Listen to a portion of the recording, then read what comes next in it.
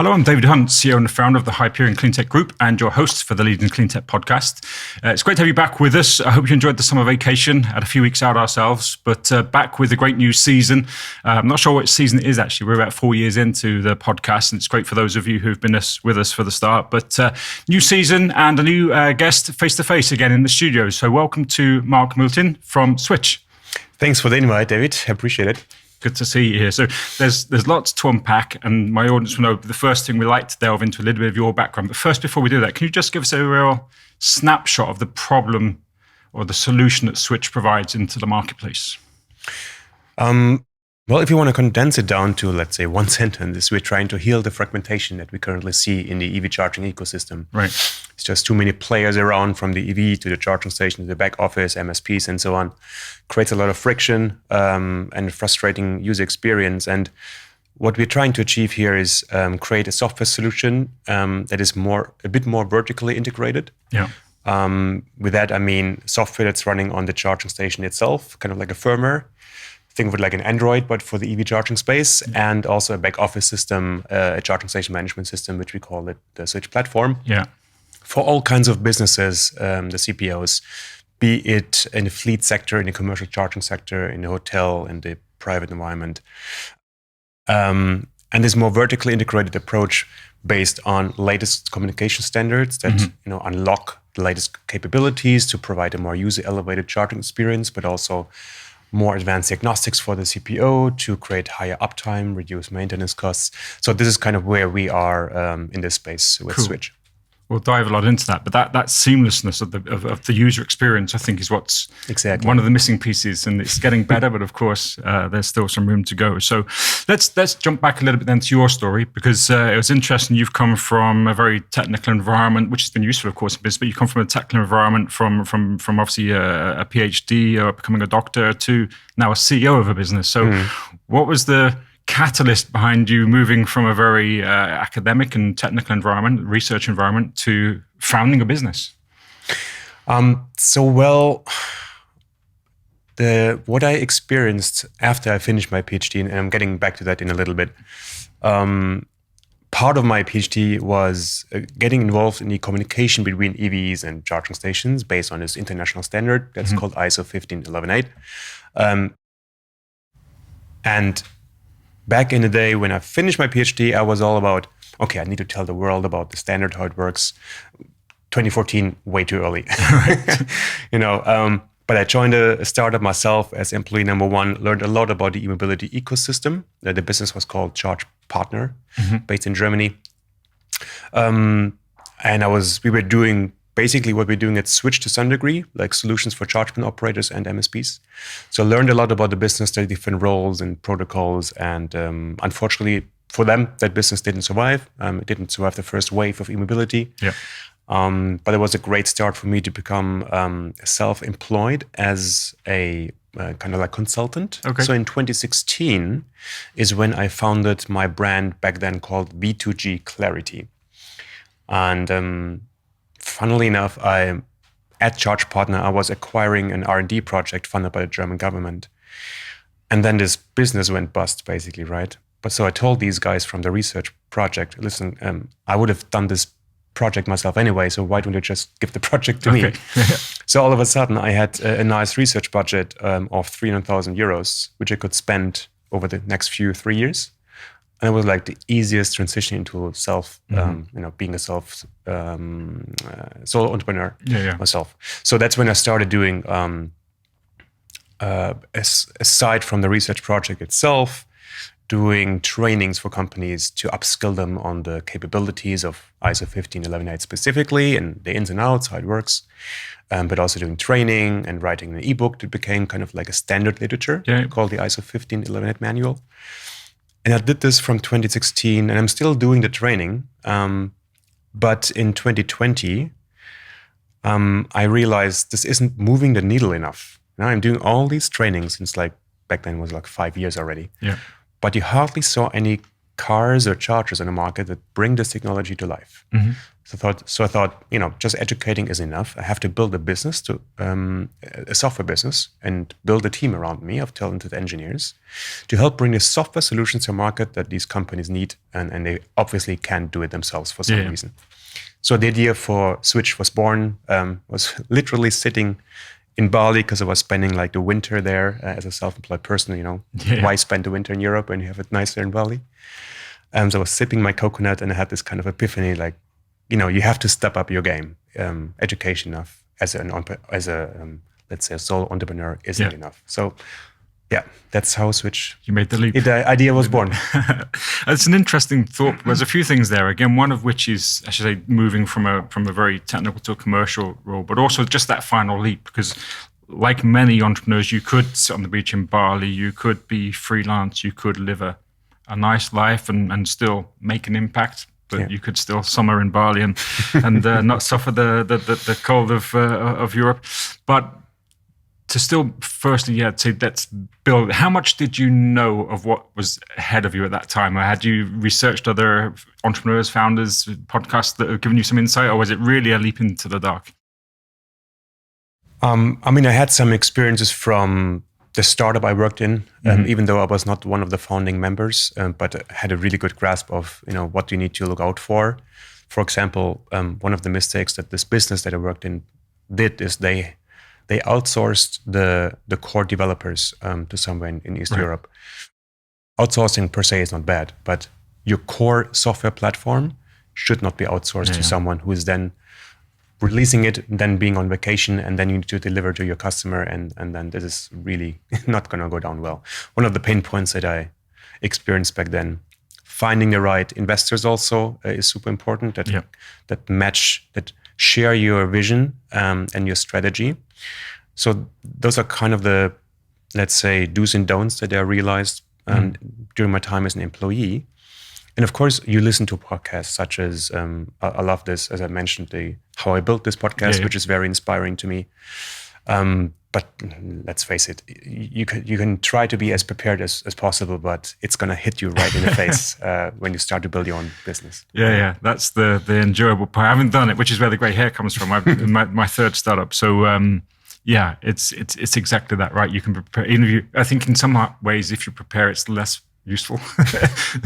Sometimes ignorance is bliss. But so let's get to the point where you're sat on the beach in Bali. You say, right, okay, let's do something bigger, more impact, make more of a difference. What are the next steps in terms of how quickly did you create the legal entities? How quickly did you need any fundraising, for example, to start the business, or were you able to do that yourself? What were those initial sort of, I guess, 6 months, 9 months? That's the really kind of eye-opening part, right? Very good question, for sure.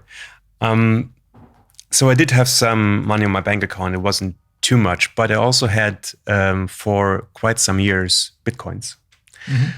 And the value of these Bitcoins never went anywhere until it was like the second quarter of 2020 or so. But I sold my Bitcoins before that, because early 2020 is when I decided to shift my Bitcoins into Tesla stocks. Right. And in 2020, Tesla just went through the roof like crazy. Yeah. And this really helped me also to increase my funds and fund my company for like a year and a half. Okay, cool. With my own funds. Yeah. So I incorporated the business or founded the business early 2020 in February, which was, I'm from Germany, and starting a business in Germany can be quite painful. Yep. With all the, you have to go to a notary, pay 25,000 euros, all the administrative that's part stuff. Of the gray hair as well. Luckily, I don't have too many, but I identify a few already. But in the UK, and you know what, I think it was under Cameron or so, who really gave a push to help businesses, startups get off the ground in the early 2010s. And it's just so easy. You go online, you fill out a form, within 1 hour you have set up, you're limited with as little as spending £100 maybe. Yeah. And the day after you have your certificate of incorporation. I'm like, what? That's it? Yeah. That's amazing. So that's what I did in February. I had my first employees in July 2020. Okay, so fairly quickly, yeah. Yeah. One front-end engineer, one back-end engineer. And then I had one person for the UX, UI, and the branding. but she was a freelancer. So yeah, the two were full-time employees. Yeah. So I had them until I think early 2021. Christmas of 2020 was really tough because both these engineers, they couldn't cope with each other anymore. Okay. Unfortunately, they weren't really good fit. The backend engineer even told me he had to go to a psychiatrist because he was under so much stress because of the other guy. Anyway, he resigned a day before Christmas. Wasn't a great start. But then my business or my team really took off the year after. With April 2021, I hired my now CTO. And in that year, a lot of other people that are still part of the business. So the first 2 employees who started building a solution which we don't pursue anymore right now. It was kind of like related to it, but it was an early pivot. Yeah. They're not part of the business, but anyone else I hired in 2021 is still part of the business. And then we grew very quickly to now around 35 people, I think. So 2021, we accelerated a lot in 2022 as well, and this year, because we saw this market is exploding like crazy, e-mobility. And if you don't hire, if you don't grow, you fall behind pretty quickly. You lose out on tenders and opportunities, and that can be an early death for your business. Yeah, for sure. Let's explore that a little bit more in terms of the culture and leadership style, because you made an interesting point there. Because hiring is tough, right? And it can be expensive and it's tough. But you have as a founder, you have this right. These are the next steps. You hire this person. They do this. They hire. You don't plan.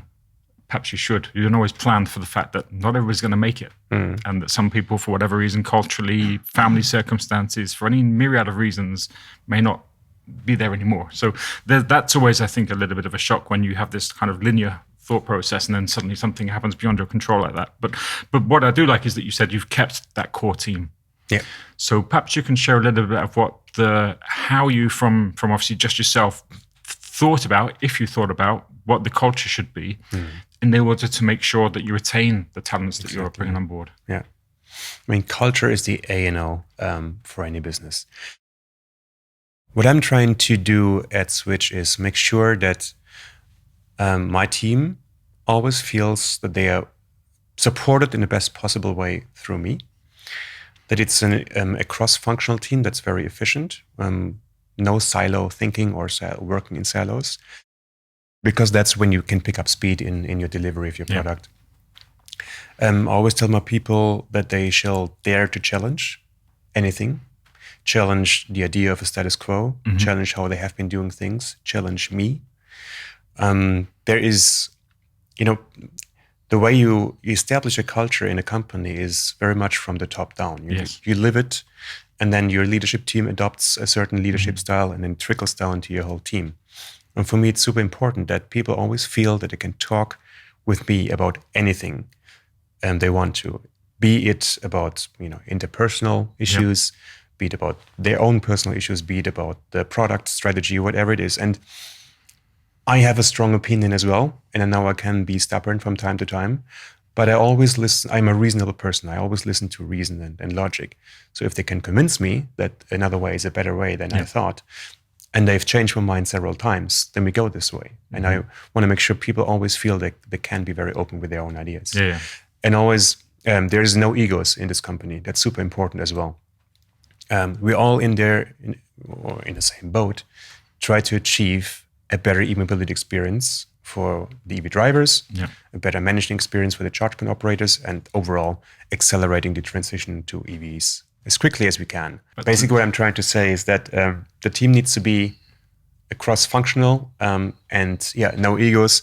That if someone is in a leadership position, anyone below them in their team always should feel that they can speak up and they can challenge. That's basically the idea. And I'm there to unblock my people. And I'm hiring people who are better than me. Otherwise, what's the point in hiring, right? It's such an obvious perspective that so many people don't follow. We have at Hyperion, of course, many people who come to us and they're seeking to move their job, and seldom is it around money. It's normally around a lack of clarity in the business, a lack of honesty, or these egos and blockages. And it's those are the problems more often than not that cause companies to fail, or at least not to grow as much as they could. But it does take a level of self-awareness as a founder who has this idea, this conviction. By definition, we're all a bit stubborn and crazy, right? but to still have that self-awareness to say, actually, I don't have all the answers. Actually, I should hire someone who's better than me at this bit or this part of the equation. So one example is, I'm a computer scientist by trade. I have a PhD in computer science. But at some point, so part of our solution, which is the embedded operating system based on ISO 15118 and OCPP, we can get into that later on, is the implementation of these communication standards. And I've been in this industry since 2009, like a very long time, know the standards inside out. I've implemented the first open source projects. So in the very beginning, I've been intensively involved in coding as well. But I stopped coding in January last year because I realized this is simply not the best use of my time anymore. Yeah. I need to look after funding. I need to look after growing the team, the product strategy, make sure the team culture is built out in the best way. And there are so many more software engineers that are so much better than I. You have your self-perception of, maybe you're a good coder. And then my CTO basically told me, well, you're okay. I'm like, okay, maybe I should step back. Yeah, it's always, it's an epiphany when that situation comes to us. I think many of us at some point, and there are people in my team far better at on the recruiting than I am. So, which is a good thing, of course, that you bring these people into your team. But sometimes the ego gets a bit fragile. It's like, really? So, but anyway, it's good. It's good. So let's talk a little bit more about the solution. And I've been driving a car with a plug for 6 years or so now. And again, of course, the world has changed a lot since then. And one of the things I'm keen to see and hear your thoughts on, and how Switch is playing a part in that, is exactly this, it becoming normal. It's like, I don't know who the quote is, but it's like a technology is working when nobody talks about it. Yeah. Right? So we still had this car park we just parked in where there's like one or two chargers, and the world has obviously moved on since that. But we're now, I guess, where there's myriad of CPOs, there's a myriad of obviously infrastructure, hardware, EVSE companies, there's a myriad of all these things. And how do we bring clarity? And I guess that's the mission you guys have. So perhaps you can share a little bit more on how practically day to day you're getting us to a point, or seek to get us to a point, where you don't even think about the fact that you've got to charge your car. You just do it. I mean, one of make ubiquitous is plug and charge, which is basically, as the name already says, you plug in, you charge. You don't have to think about authentication, authorization, putting out your phone, or having one of those RFID cards. It's just a pain in the butt, to put it frankly. And this technology, interestingly, has been around since 2014 in the form of the standard itself. But since the incumbent car manufacturers didn't pick up on EVs in general until being pushed by Tesla, it was delayed by so many years. And now in 2021, the first car that brought plug and charge to market was Porsche with their Taycan. And now we have a lot more car manufacturers, probably 1 or 2 dozens that are either already bringing it to market or in a rollout process right now. Basically, it's a Tesla experience, but not locked into one manufacturer, but across vendors from across the globe. So that is something that we need to establish worldwide quickly. The technology is there, but it's connecting a lot of stakeholders. You have the car manufacturer, the charger manufacturer, the charge point operator, the mobility service provider that issues certain digital certificates that need to be installed in the vehicle, so the vehicle can come up to the charging station and say, here, I have the certificate, please authenticate me. And frankly speaking, it is a bit of a sophisticated technology, but as you say, anything that works seamless and transparent, it just needs to work out of the box, but there's a lot of magic happening in the background. And we're trying to abstract this complexity for our customers by making sure that the hardware manufacturers, who have a lot on their plate already, and they shouldn't be worrying about implementing standards as well. It just delays them. It costs a lot of money and time.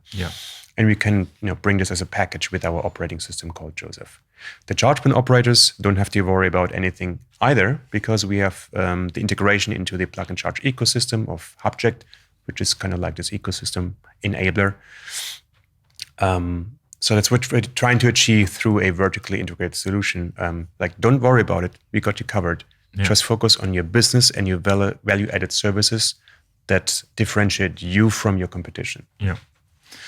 It's interesting to look at that, because even within our audience, which is primarily people in and around Cleantech, so I'm sure many of our audience will be driving electric vehicles. Many still people that I speak to want to, but I still have these doubts and issues about how seamless it can be, how difficult it's going to be, how many RFID cards, for example, which a few years ago would certainly have been a problem. So how are you, I guess, addressing the marketplace? You as you say, there are many stakeholders of which you offer a solution or part of a solution to. How do you manage that business when you have that multitude of areas that all need your attention? Yeah. Obviously, you have to focus on your regions. You have to focus on your key segments. So we, based in the UK, obviously focus on the UK, but the European market, and especially Germany also, is a very strong market. I have good ties to Germany, being a German as well. But also the US, with their Navi funding, is taking up speed very quickly. So those three, let's say, key regions, UK, let's say Europe, and US are our key regions. But we started focusing on workplace charging and also apartment settings. Okay, yeah. Because there you don't need the public charging aspects, such as like the roaming, which we haven't rolled out in our first version of our Switch platform, the CSMS solution, but we are bringing to market now in September. Okay. So there's like a phased approach whereby there are obvious features you need in any setting to manage a charger and have good diagnostics. And by the way, also a great user experience for the operator, because that has hugely been neglected in the other solutions we see on the market. And now we are focusing more on the public charging sector, bringing that into our solution as well, which means more and more, let's say, the public-facing charge point operators, let's say, without saying that they are our clients, but kind of like the Ionities and GridServes and Electrify Americas is what we're interested in as well. And then when you think about it, there are a lot of segments that come together all of a sudden, because when you look at the commercial charging sector and the fleet sector, and you're looking at public charging and home charging, it all becomes one circle. Because the employees that charge at the charging station at the employer, they also want to charge their cars at home. The electricity being charged at home needs to be reimbursed by the employee. In the employer, sorry. Those people also want to charge whenever they are on public roads. So they need to have an offering that is covering at least these three settings. And so that's what we're trying to think more from a holistic perspective. How can we support our customers in the best possible way without being just too narrow, like only doing public charging or only doing commercial charging as well. But once you have a proper solution set up that can apply to any kind of setting, there's nothing stopping you. Why should you limit yourself to a specific setting? Yeah. Well, that's again, she's making it seamless, and that all parties can charge effectively and seamlessly. There's a lot, of course, of money interest at the moment around fleet electrification. Is this something where, again, there's an added advantage to your solutions, and what's your, I guess, approach to these organizations who are, many of whom I speak to, really keen to make the transition, but either just lack of knowledge, awareness, or risk averse. Don't necessarily, they might, I don't know, change 5% of their fleet or 10% of their fleet, not all of it, right? So it's how are you impacting on the fleet market in particular? Yeah, I mean, obviously there's a lot of money flowing into the fleet sector right now, with the last mile delivery, but also heavy duty vehicle trucks and so on. For them, it is of course super important that their vehicles are charged on time, exactly on time when they need them to be charged. Otherwise, it impacts their business and revenue, and their customers are impaired.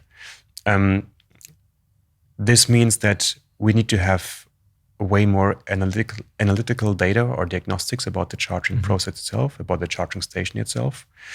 Ideally, you want to have an application that basically enables you to put kind of like an MRI scanner across your charging station. And that's what we achieve by unlocking the latest communication standards that enable a way more granular insight into your charger. For example, every kind of sensor that is built in your charger can now be made visual or can now be visualized in our platform through OCPP 2.0.1, the latest version. So that basically reduces your maintenance costs and your downtime, increases your uptime. Also, you don't want your EV drivers to hassle around with RFID cards or any tokens or something.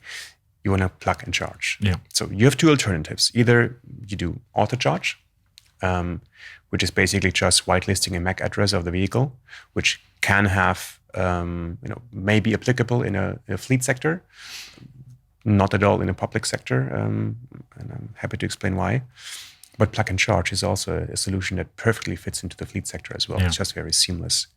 As a matter of fact, with, for example, our partner in San Diego, Nube, they focus, I think, only on fleet, for example, bus fleets. Right. Across the US. So they are using the Switch platform. We have an exclusive arrangement with them where we have an API integration between our platforms. So we can offer vehicle to grid, but also V1G applications through the help of Nube. And with our partner, but also investor ABB E-Mobility, who focus a lot in the fleet sector as well, there's a lot of knowledge we can leverage from our partners here. Yeah. And make sure we tailor our services even more to our fleet customers. And user research and always validating our UX UI hypotheses is really, really important to Switch. It's one of the cornerstones. We make sure that our software is built in the best possible way, so it's super intuitive to use, and that we are very agile in delivering the features that our customers need. Yeah. Jumping outside of the Switch specific, particularly just for a moment, looking at the broader mobility transition, we're of course seeing significant uptake across Europe and a little slower in the US with domestic uplift of vehicles. Like I say, fleets are a lot of money, a lot of interest, a lot of movement, but still some work to do.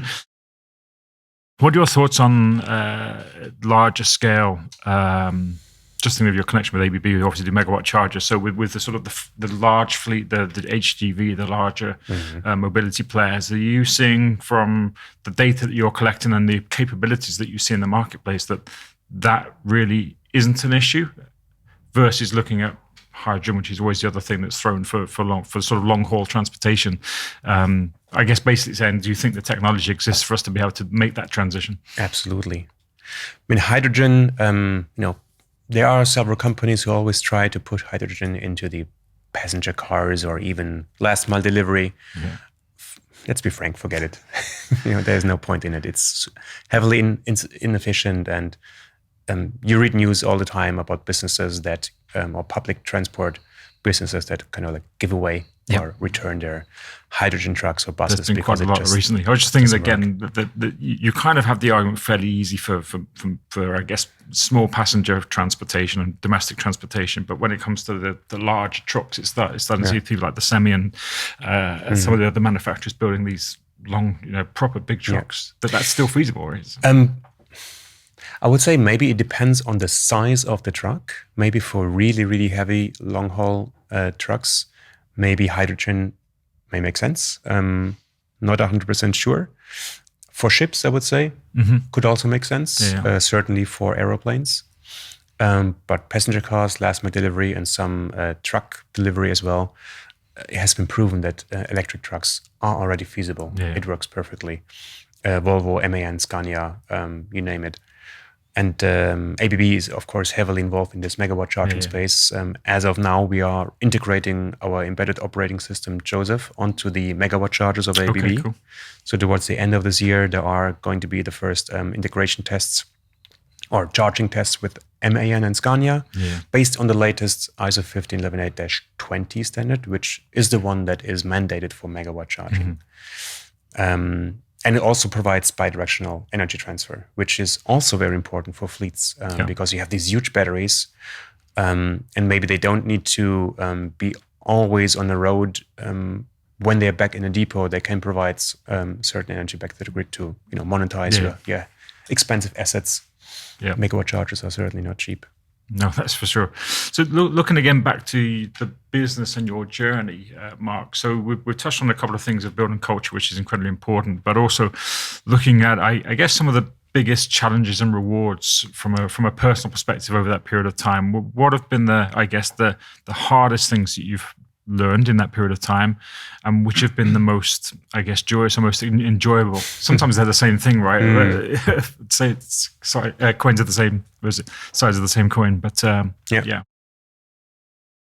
I think every founder has a similar set of issues when you build a startup and ramp it up to scale up. One is build a great team and create a great culture and retain these team members, finding investors, and getting your product to market with high quality on time. So these are always challenges to some degree, although the team culture aspect is kind of like a, what's the expression? Like it works on its own once you have the right people in place. That's what I learned. As I mentioned in 2021, from April on, I hired a new set of employees. And from that time on, we just added keeping great talent. We have, every time we hire people, especially when it comes to software engineers, we have like a 3-step process. First, we have like a half-an-hour interview screening if like there's a kind of like a culture match or not, or talent, does it have the right talent? Then we have a coding test. And if that was well, and we grade the coding tests internally, then we have the final interview where I come in as well and do kind of like a last check. Does it fit or not? And what I came to realize is once you have the right people in place, they make sure for you that only the right people become part of our business. That are talented. A high talent density is extremely important for any business, but especially for us at Switch, and that it's just the right cultural fit. Of course, you don't know app for 100% sure if you're not 100% sure if that person really turns out to be the great cultural fit. But that's what probation periods are for as well.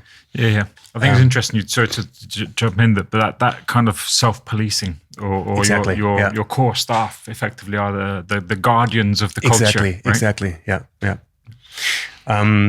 So I don't have to worry about that anymore, really. One big stress factor is, of course, always raising money.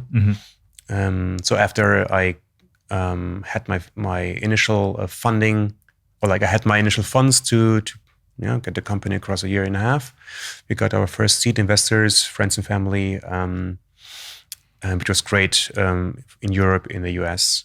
And that was relatively easy to raise money for proper valuation as well. Again, an instrument in the US, in the UK is quite helpful, which is called the Advanced Subscription Agreement, the ASA. Basically, you promise a certain value, you get the money from the investors now, but the actual distribution of shares will happen later when there's like a Series A event or something. So that was good.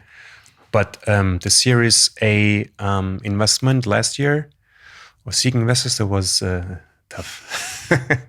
I think, as you know, given the Ukraine crisis, energy crisis, the economic state overall, it was way harder to raise proper money, especially from VCs. So the second half of last year, we looked out for VCs and we talked to a lot of them. Luckily, I had also my good friend Sasha, who is my CFO, filtering a lot of those conversations first, and then I came in if it's really becoming more interesting. But it was a recurring theme that appeared. They all said, "You have an amazing team. Your product, wow. Come back when you have more traction." I'm like, well, isn't that why I'm talking to you? The venture money, that's what I need to get to the proper traction. So the venture-ness was kind of like sucked out of the VCs, I felt. And there was a time, a year before that, we also had another investor in our kind of like seed round, Link Capital, that was extremely helpful, was our first VC investor from Norway. There was a time where in late 2021, I wasn't sure if I'm going to make it because we were really running low on funds. It was hard to get money. And then Link Capital gave us $1 million in investment. That was really great. And then fast forward a year later, until ABB, E-Mobility came around, and I had a conversation with them. And They're really great to work with. A great partner. They really understood our product and the potential for the whole market, but especially for ABB itself. So they kind of really saved the day in the end with their investment. But this is also the only investor where I, by heart, felt this is a real fit. Strategically aligned, the vision is aligned, they're great to work with. But I remember a conversation around December last year when I told my partner, to be honest, I'm not sure if I'm going to have a company next month anymore. Mm-hmm.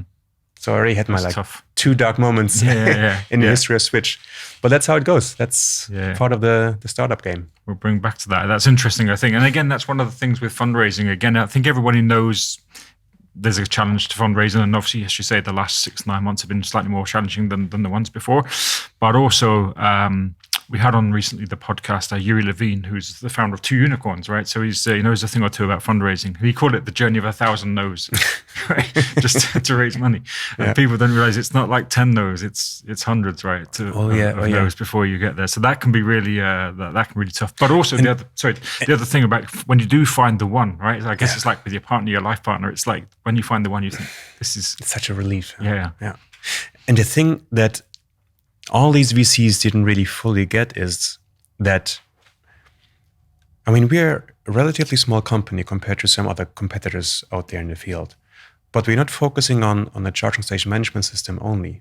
We're actually focusing on a CSMS and an operating system for chargers. So 2 very complex, technically complex products, deep tech products that need to integrate well. Yeah. That this takes a lot of effort, and therefore the traction is a little bit delayed, is something that VCs just, maybe they understand it on some level, but they don't really comprehend it. Yeah. And that's what many of those really lacked. And that's what ABB Or they want someone else to take the risk first, or at least a little bit of the risk. So that's understandable. So jumping back then to the dark days, because I always ask this, and every founder has the dark days, right? Where you just can't see the way out, right? It's just dark. So how do you motivate do you motivate yourself in those challenging days? What are sort of your inner motivations, or the things that get you back on track and back on the bike and back going again? Yeah, that's a very good question. First and foremost, you need to have a very strong belief that what you do will be successful, that the purpose that you're following is worth the journey. Mm-hmm. You have to be a bit stubborn and crazy, of course, to some degree, right? Very risk friendly. Otherwise, don't even try starting a startup. But what really helps me is 2 things. One is my team, because I fully trust in my team. Without them, there is no Switch, right? They are the pillars of my company or our company. And I am so proud of my team because it's a bunch of highly talented people with a great culture. Yeah. So that's one thing that really kept me going. And I knew that this team will deliver. We just need to get across this funding line. And I'll make sure that's my job. I'll take care of it. And of course, the other side is my partner, or now fiancée. And she's an entrepreneur herself. Okay. And she knows, helps. She knows how life goes. And that helps definitely when you have many weeks of long hours, weekends where you work through, and it's not someone who is like, making you problems and giving you bad conscience, or that you're kind of like ignoring the relationship. No, she knows how the game plays, and she has been a big support for me as well. Cool. I love that it's people, again, vested interest for ourselves about people, but ultimately that's the right. So the drive to look after your loved ones, whether they're your work loved ones or your home loved ones, right? That's what I think so often pulls people through. Let me just fix this and everything else will be right. And then you kind of get back on the horse, so to speak. But cool. So just finally wrapping up, because we've had a good conversation, but what does the next couple of years look like for you and for Switch? We're expanding. We are setting now up an office in Munich, for example. As I mentioned, Europe and specifically Germany is a big focus market for us. And especially Munich has become a huge e-mobility hub in the recent years. So I just came back from Munich last week from a notary appointment. So we have now a Switch EV GmbH. So we're now building up our team there. We already have, by the end of the year, we're going to have 7 engineers already sitting in Munich. Right. But in their home office. Yeah. I already have found an amazing managing director, but I cannot tell his name yet because he's still working at his current employer. But he will soon join in November, and he knows basically everyone in Germany. So he's going to help me also find a great sales team. Step number one. We also have an entity in the US. It's a bit dormant though, but we're going to expand our sales team there as well. Sales, customer success. Yeah, is going to be part of it. That's the people side. So we focused a lot on hiring tech. Yeah. There are basically two strategies. Either you hire a lot, you put a lot of effort into sales and hope that your tech is kind of like catching up so you don't sell something that's not ready. For me, it's important to have the product ready to some degree at least and not being embarrassed by, you trying to sell something and in the end it backfires because your customer is disappointed. Yeah, that's a very big difference between German and European mentality and US mentality. I think they come at the same problem from the opposite ways, right? But yeah, definitely. So we hired a lot of software engineers now. Probably, I don't know, 70-80% are really engineers in our company. And now we really ramp up the sales and customer success, exactly, commercial side. And of course, on the product side, they're both big developments on the Josev side. We are now enabling more and more charger manufacturers with our embedded Josev stack, AC, DC, megawatt charging. We want to go to wireless charging at some point as well. Maybe sometime next year, depends on how it fits in the roadmap. The Switch platform is going to roll out to more and more businesses in the public charging sector and fleet sector. Bi-directional charging, enabling grid services. We want V2G. That's obviously the big topic. Yeah. Funnily enough, the integration of vehicles into the smart home, but also the energy grid was a topic of my PhD thesis. Okay. Back in 2014. So 10 years later. Come into use now. A decade later, we finally see it coming to market, really. And I can't wait for the Switch platform to really, to visualize all this bi-directional energy flow and help businesses make money and add revenue streams. Cool. Well, there's a lot to be done there for sure. So hopefully you'll come back a little bit, maybe a year or two, and tell us about how that journey's gone. But it's been, a lot of problems are being addressed there, and it's cool to see you doing that. So everybody, obviously on the pages for the YouTube page and of course for the website, you'll be able to find out more information about Marc and Switch. Take a look there. There's some cool videos. You can find out a bit more about the platform. Thanks. Great having you back on the podcast, and we'll see you soon for another episode. Thank you.